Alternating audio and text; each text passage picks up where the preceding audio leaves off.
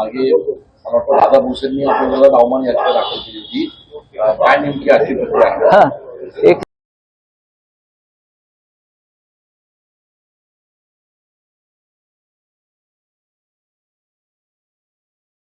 जे होते आमचे उपनेते त्यांनी गिरणा सहकारी साखर कारखान्या संदर्भातलं एक प्रकरण न्यायालयात नेलं. या कारखाना अद्याप उभा का राहिला नाही, शेतकऱ्यांकडून पैसे घेतले, त्याच्यावरती अनेक वेळा चर्चा झाली, वृत्तपत्रात बातम्या आल्या. तो विषय मी मांडला, त्याच्या विधानसभेत सुद्धा चर्चा झाली. आता इकडले जे पालकमंत्री आहेत त्यांना असं वाटतं त्यांचा अवमान झाला. यात अवमान करण्यासारखं काही नाही. मुळात हा संपूर्ण खटला अजूनही एनसीएलटी न्यायालयामध्ये प्रलंबित आहे आणि त्याचाच आधार घेऊन मी वक्तव्य केलं होतं. पण तरी आता त्यांना वाटते अवमान झाला. आता अवमान झाला असेल मग तो कारखानाच उभा राहायला पाहिजे अशी आमची भूमिका होती. जे काय ज्यासाठी तुम्ही हे सगळं निर्माण केलं तो कारखाना निर्माण होणं गरजेचं होतं. पण ठीक आहे, इतक्या लांब आम्हाला कारखाना यावं लागतं. त्यांचा उद्देश तोच असतो की वेळ जावा, एक एक दिवस प्रवास करावा.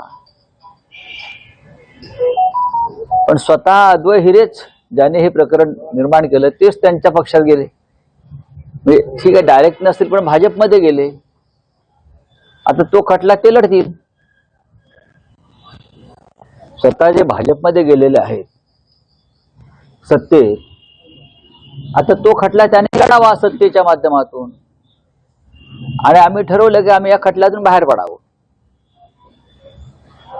अशी आमची भूमिका आहे. त्यांनी तो खटला लढावा, त्याने तो खटला उभा केला होता, आम्ही त्यांना मदत केली. आतापर्यंत अद्वै हिरे यांनी अनेकदा तो विषय मांडला, पण त्याच्यामुळे कोणाचा अवमान झाला नाही असं वाटतंय. पण आम्ही बोलल्यामुळे अवमान झाला.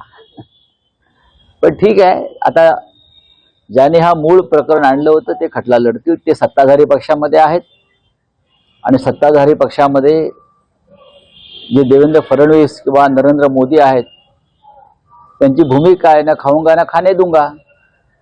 त्याच्यावर आमच्या शुभेच्छा आहेत अद्वै हिरे यांना. लढा. आज आपण आज काही विनंती करणार आहात कोर्टाला की आपला सहभाग मिळेल? आम्ही कोर्टाला विनंती करू की आमचा थेट सहभाग याच्यामध्ये नव्हता. एनसीएलटी न्यायालयातल्या खटल्याच्या आधारे आम्ही ते वक्तव्य केलं. खटला ऑलरेडी सुरू आहे. ज्याने तो खटला दाखल केला ते आता सत्ताधारी पक्षामध्ये आहे. सगळे पुरावे त्यांच्याकडे आहेत. नक्की आम्ही कोर्टाला विनंती करू की मूळ जे फिर्यादी होते ते सत्ताधारी पक्षात गेले, त्याला खटला आता ते चालवतील. आम्ही कशाला आता याच्यामध्ये आम्ही कोर्टाला विनंती करू. आज अंबादास दानवेंची सिक्युरिटी कमी केलेली आहे, कमी केल्यावर आहे. सिक्युरिटीचा फार सोर्स कोणी धरू नये. सिक्युरिटी या देशामध्ये फक्त भारतीय जनता पक्षाच्या लोकांना धोका आहे आणि संघाच्या लोकांना धोका आहे. त्याच्यामुळे त्यांना Z+, डबल Z+, कमांडोज, बरं का, NSG कमांडो किंवा शिंदेचे लोक जे फोडून देतात त्यांना सिक्युरिटी. बाकी इतर पक्षातले जे प्रमुख लोक आहेत ते निर्भय आहेत. आमच्या आसपास याची कोणाची हिंमत नाही. मी या मताचा आहे. त्याच्यामुळे सिक्युरिटी काढली काय ठेवली काय त्याचा फार भाव कोणी आम्ही करू नये. कारण सिक्युरिटी सुद्धा कोणाला मिळते मी मगाशी सांगितलं. या देशात सर्वाधिक धोका, खरं म्हणजे त्यांना अजिबात धोका नाही. त्यांना कोणी जाऊन एक चापटी सुद्धा मारणार नाही, काही नाही. निरर्थक लोक आहेत सगळे ते. पण सुरक्षा घेऊन आम्ही कोणीतरी मोठे आहोत, बरं का. आमच्या जीवाला किती धोका आहे. आम्ही किती मोठं राष्ट्रकार्य करतो. राष्ट्रकार्य दिसते आमचं काय आहे ते पहा ना तुम्ही. सोडून द्यायचं. राज्यसभेवरनं शिवसेनेतच 2 मतांतर बघायला मिळत आहेत.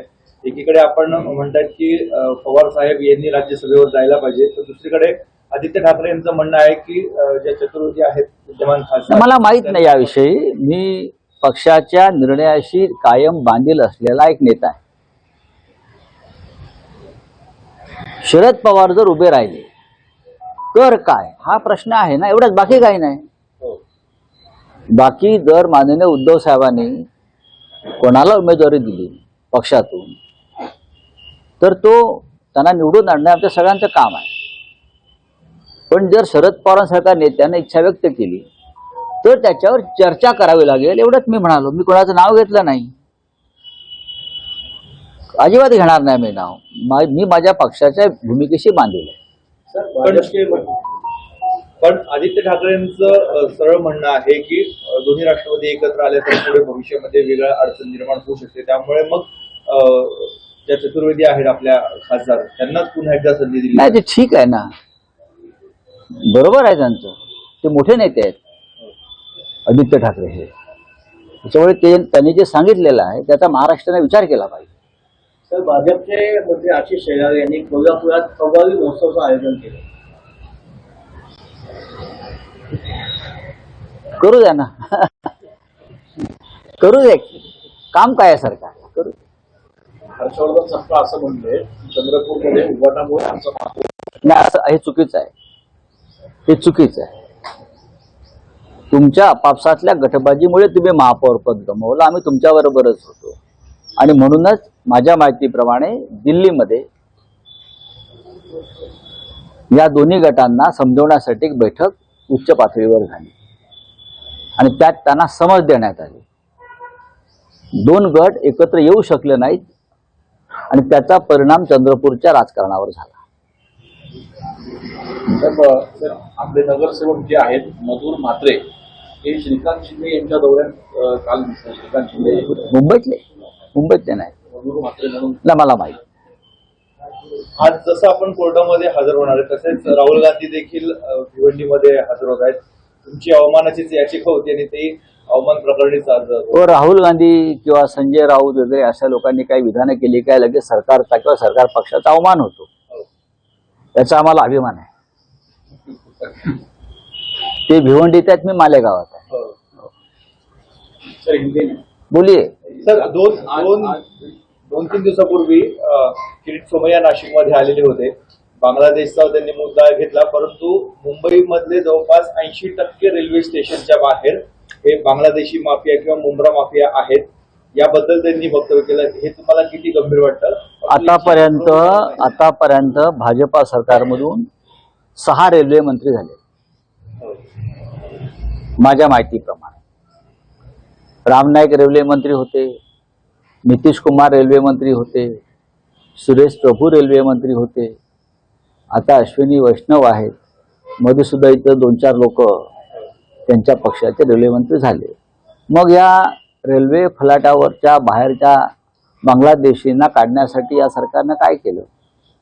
महाराष्ट्रामध्ये देवेंद्र फडणवीस हे किमान 3 वेळा मुख्यमंत्री झाले, त्याच्यापेक्षा जास्त काळ ते गृहमंत्री झाले.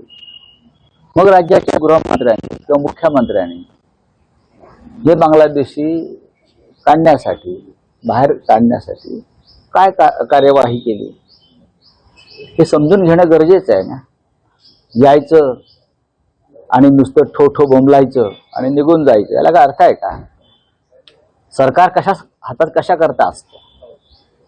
याच कामासाठी असेल ना. निवडणुका आल्या की बांगलादेशी घुसखोरांचा प्रश्न निर्माण होतो. एरवी मग तुम्ही काय करता? मुंबईमध्ये आता महापौरांनी बांगलादेशी घुसखोरांचा प्रश्न हातात घेतला. ते त्यांचं काम नाही, ते गृह खात्याचं काम आहे.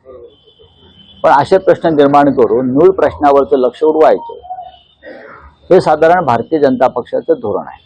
आपण आता मालेगावमध्ये आहात, परंतु इथलेच उपमहापौरांनी त्यांच्या दालनामध्ये टिपू सुलतान यांची प्रतिमा लावली होती. त्याच्यावरनं बराच गदारोळ उडाला. आता सध्या ती प्रतिमा काढली, परंतु पुन्हा एकदा मी तिथे लावणार टिपू सुलतान यांची प्रतिमा, अशी त्यांची भूमिका आहे. बघा, टिपू सुलतान यांच्याविषयी भारतीय जनता पक्षानं नेमलेले राष्ट्रपती रामनाथ कोविंद यांनी कर्नाटकच्या विधानसभेत केलेलं भाषण भारतीय जनता पक्षाच्या लोकांनी ऐकायला पाहिजे, देशाच्या राष्ट्रपतींनी. त्यानंतर मुंबईसारख्या शहरामध्ये सध्याच्या महापौर भाजपचे अध्यक्ष जे आहेत मुंबईचे अमित साटम यांनी मुंबईतले रस्ते आणि उद्यानांना टिपू सुलतानाची नावं द्यावी यासाठी ठराव मंजूर केलेले आहेत।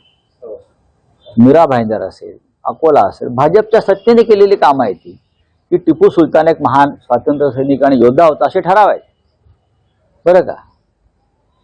आणि अचानक त्यांना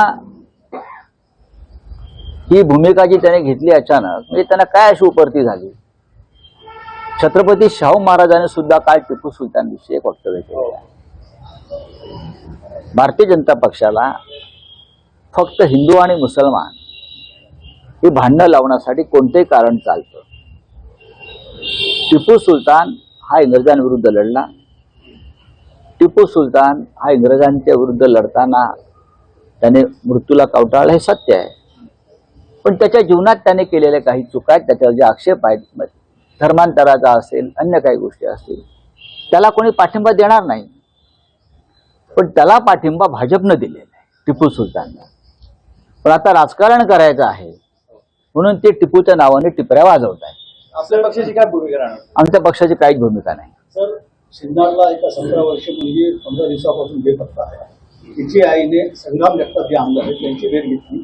आता जो एक नवीन प्रकार घडला होता त्या अनुसार पोलीस त्यांना साथ देत नाही असं ते आरोप आहे। म्हणजे मुलींची जी काय म्हणतात बेपत्ता होण्याचे प्रकार राज्यात वाढलेले आहेत। महाराष्ट्रामध्ये गेल्या वर्षभरामध्ये मुलींचा बेपत्ता होण्याचं प्रमाण वाढलं आहे आणि राज्याच्या गृहमंत्र्यांनी थोडंसं फोडाफोडीच्या राजकारणात गुंतून पडण्यापेक्षा आपल्या राज्यातील लेकी सुनांचं संरक्षण कसं करता येईल त्याकडे लक्ष दिलं पाहिजे। चला, थँक्यू। सर एक बोलिए। आप आज मालेगांव में आए, इस केस के संदर्भ में आए हैं, उसमें क्या देखिए, यहाँ का एक पुराना मसला है गिरना मौसम सहकारी साकर कारखाना।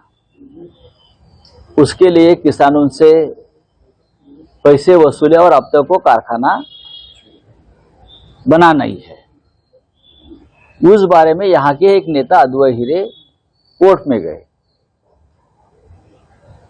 वक्तव्य भी किया। अभी भी ये मामला एनसीएलटी कोर्ट में चल रहा है। उसके आधार पर मैंने ये पूछा था कि क्या ये भ्रष्टाचार हुआ है, किसानों का पैसा कहाँ गया और अब तक ये गिरना कारखाना यहाँ बना क्यों नहीं। इस प्रकार से मैंने सवाल पूछे तो यहाँ के जो गार्डन मिनिस्टर है दादा भूसे जी को ऐसा लगा तो उनका अवमान हो गया। हमारे खिलाफ उसने एक अवमान याचिका दायर की, लेकिन मेरी कोई गलती नहीं थी। अद्वैय हीरे जी ने जो केस दायर की थी उसके आधार पर मैंने बात की और अभी भी वो केस चल रही है एनसीएलटी में। अब जिसने ये मामला उठाया था वो अद्वैय हीरे जी, वो खुद दादा भूसे के साथ बैठते हैं, बीजेपी में गए हैं और बीजेपी और शिंदे गुट की सत्ता है। तो ये मेरा कहना है कि अब अद्वैय हीरे और दादा भूसे वहां आपस में देख लेंगे, वो चलाएंगे, सत्ता उनके पास है। अगर भ्रष्टाचार हुआ है तो देवेंद्र जी को बोलो ये भ्रष्टाचार हुआ है, आप निर्णय लीजिए, हम क्यों यहाँ झगड़ा करूं। तो हम आप कोर्ट को बताएंगे ऐसा ऐसा मामला है, हम अगर किसी का अवमान हुआ है तो हम खेद प्रकट करेंगे और अद्वैय हीरे और दादा भूसे दोनों लड़ते रहिए।